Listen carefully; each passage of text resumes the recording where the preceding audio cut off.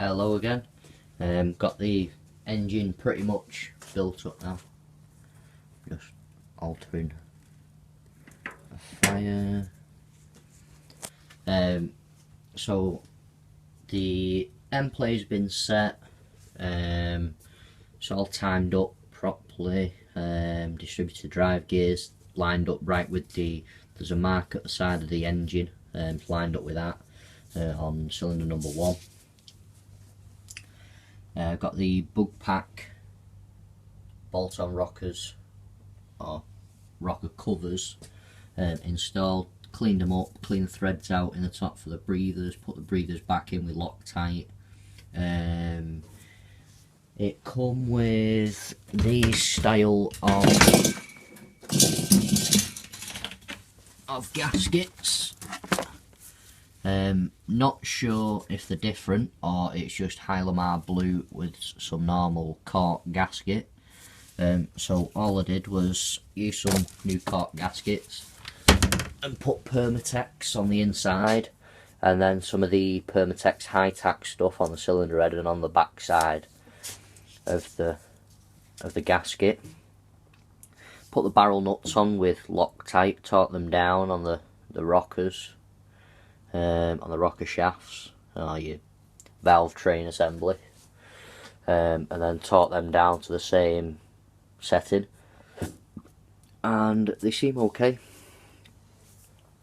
So they've got the breathers in to run the breather box, new pushrod tubes, spark plugs are the same, painting the barrels up, honed the barrels up, getting the ridge out of them, new piston rings installed. End play was set at, I think it's 4 thousandths of an inch. It says between 3 and 6 or 3 and 5 thousandths of an inch, and 6 thousandths of an inch being the whir limit. Yeah, that was it. So it was set to 4 thousandths of an inch.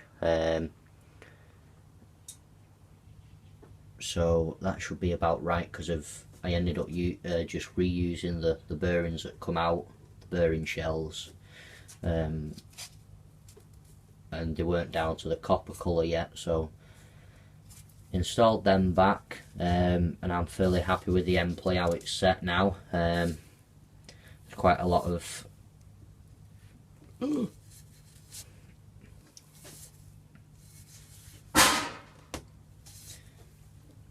that's probably how I've set it. It was rotating anyway yesterday. Socket 32, no 30, sorry. Adapter, ratchet, socket. So this is where I'm up to now.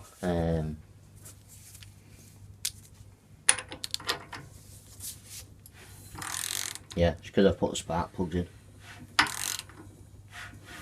That, and there's new rings in it as well.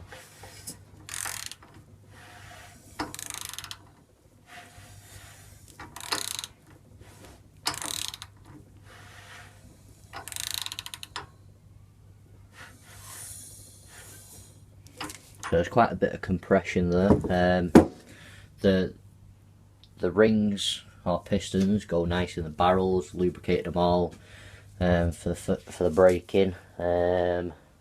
This is where I'm up to now. I suffered with a lot of carburetor icing, spluttering, not very fast. Well, that's a different manifold, 1200 manifolds here.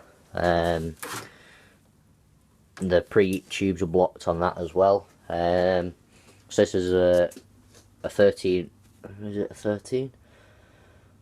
1300 single port, and or it might be 15 to 1600 single port. It requires a little bit of modification anyway. I'm not sure if the barrels on a 1300 single port are larger, longer in length, as I fitted the manifold up and it was longer than the for the heads. So these 1300 single port heads on 1200 barrels with so it's 77mm, but it's got a 2.5mm top compression ring, not a 2mm top compression ring. So got the, so it either wants chopping more off there or on that bit just to bring it in. So it was chopped like that. So then that wants re-welding back up after some more is chopped off it and lined up. Clean that up. This is the longer bit. So that would have gone like that. Might would have been out there because that's the bend off that. But as you can see, even that bit's blocked up as well. That bit.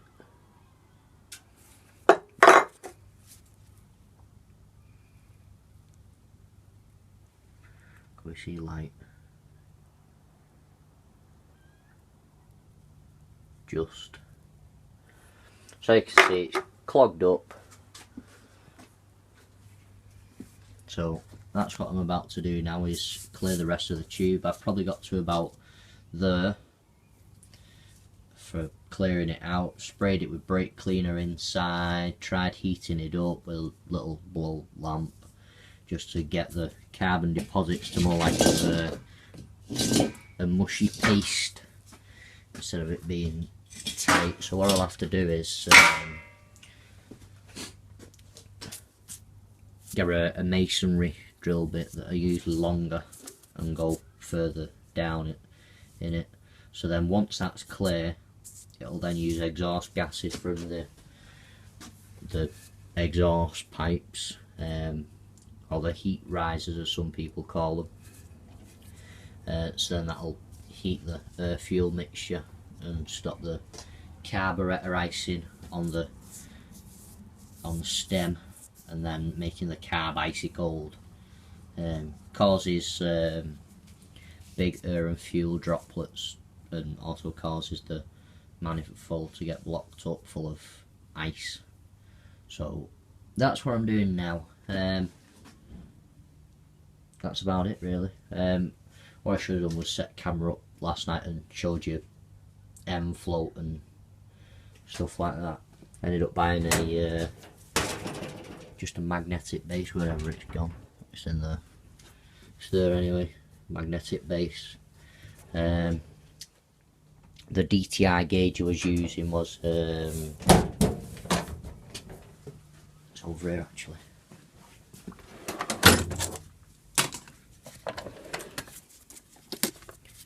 So that's in thousandths of an inch increments. Setting it up to 0 on the little gauge and then zeroing it out on the big gauge. So I was getting, where are we? So if it'll do. No, it's just jumping.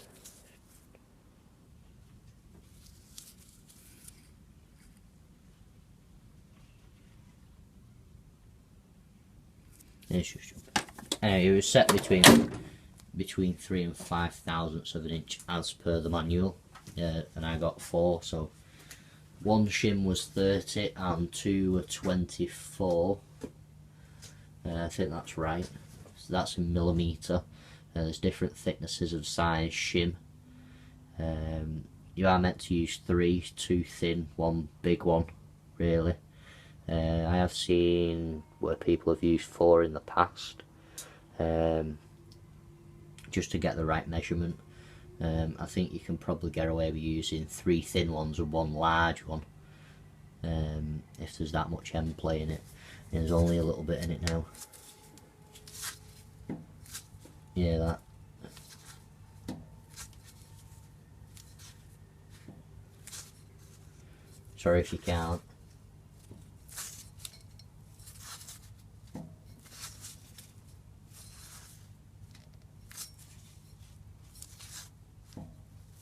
That's the end play anyway. It seems alright. It's just hard to turn with one hand while the spark plugs are in it. It does turn nice and free once the plugs are out of it. So that's it. Thanks for watching. I'll keep you informed.